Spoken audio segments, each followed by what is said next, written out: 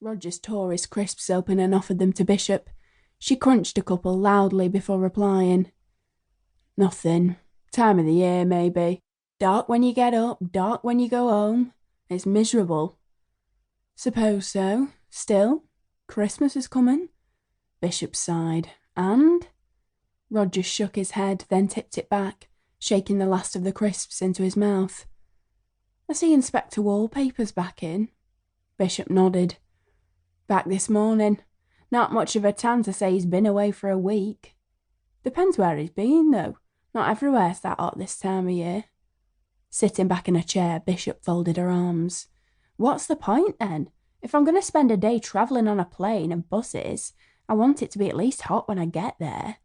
Me too, but who knows with him? We went away with the in-laws this summer. Bloody nightmare. Really? I thought you got on with them. I do for a few hours, not for a week. Bishop grinned. Don't let your wife hear you say that. Getting to his feet, Rogers said with a mock shudder. Don't worry, I won't. See you later.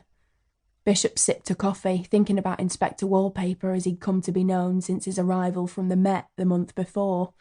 Detective Inspector Jonathan Knight.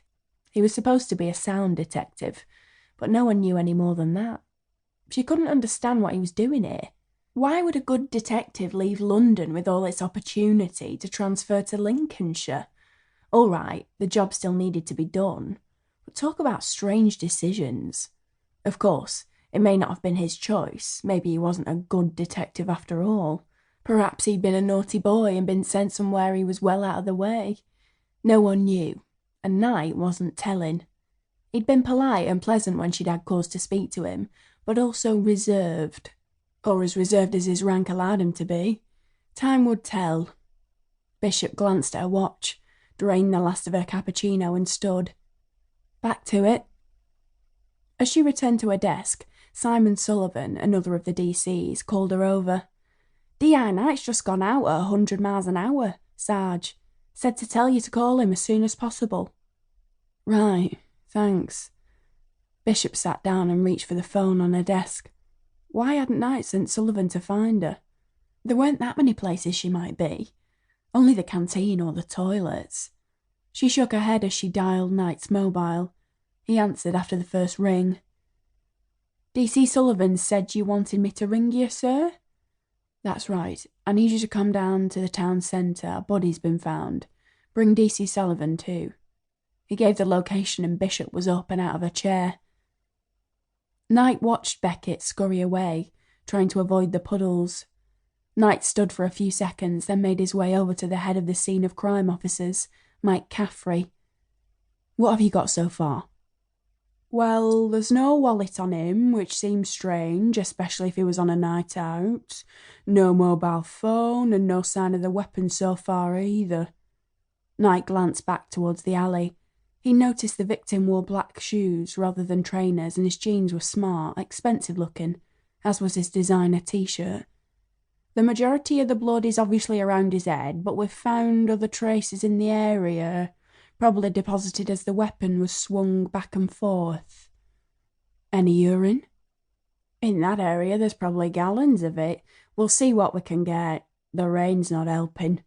You meaning because of his trousers being undone, caught short, as it were? Something along those lines. Caffrey nodded and stepped away.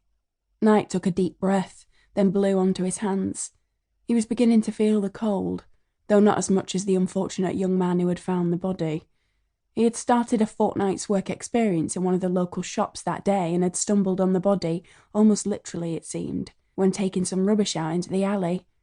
Knight had almost smiled when he'd heard that. It made a change from a jogger finding it or someone walking their dog. Still, it wasn't something the boy sitting hunched in the back of Knight's car would forget in a hurry. Sir?